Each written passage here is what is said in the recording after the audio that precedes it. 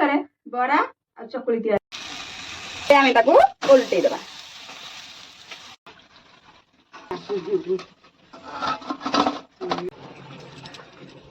ଭାତରେ ତିଆରି ଚକୁଳି ପିଠା ଆଉ ବରା।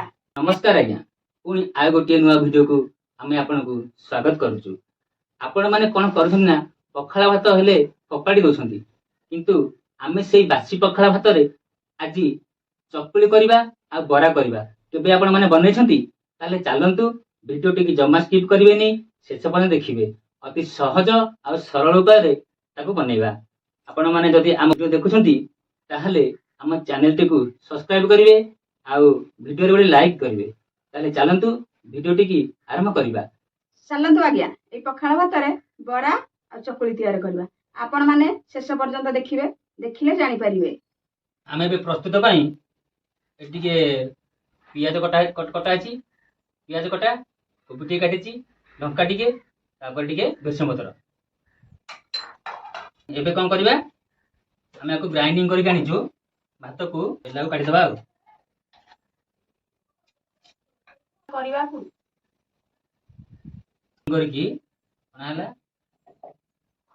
एटा बरा पई आउ एटा हई चकुली हबो एतरे ओरा दीटा पई पूरा ग्राइंडिंग करकी रखा हैछि। एबे कोन करबा ना बरा पई पियाज टिके पकेबा तापरे कट्टा कोबी टिके पकेबा तापर जो कट्टा हैतवा लंका ए लंका टिके पकेबा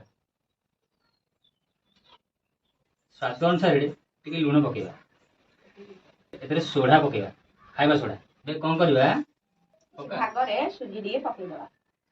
आप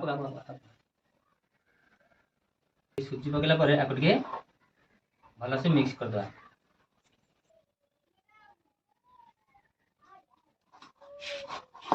ए बरा पई ये चकटिया बरा रेडी हो गला। बे कोन करबा ना चकुली पई रेडी कर आते टिके पियाज टिके पकेबा कट्टा कोबी टिके पकेबा तापर टिके सोडा पके दवा तापर टिके लूण पकेबा तापर भल से मिसई दवा लगी अल्प टिके पानी पकेबा चकुली पई रेडी हो गला हमरा ए बरा आ चकुली पई रेडी हो गला।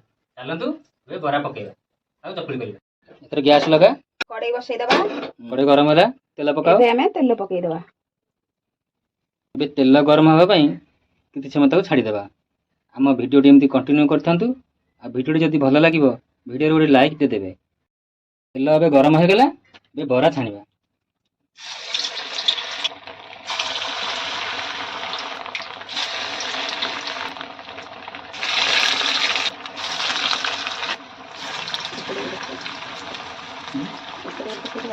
एबे बरा पूरा रेडी हो गला आको भी काढी देबा। बरा पूरा रेडी हो गला आपण माने देखंतु आरंभ करबा चकुली पिठा ता बसेबा तापर तेल मार देबा भलो तेल मारी सारिया परे एबे जो गोला हेइथिबो भात रे हमर चकुली करिया पई ताकू पकेबा।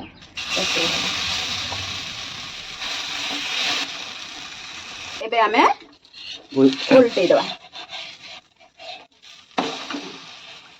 एबे हमर हेई गला भात रे चकुली सांग माने एबे हमर भात रे तयारी चकुली पिठा आ बरा रेडी हेई गला।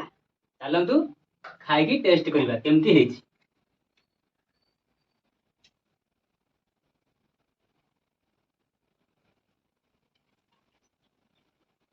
बढ़िया है बहुत सुंदर है भारी टेस्टी लगुच। आपण माने थरे बने की देखंतु बने की देखिले जानि परिबे। आज रे वीडियो टी एतिकी पुणी देखाबो आ गोटे वीडियो रे। जदि आम वीडियो टी आपण मानको भलो लागिछि ताले गोटे लाइक आम चैनल टी को सब्सक्राइब कर रखंतु।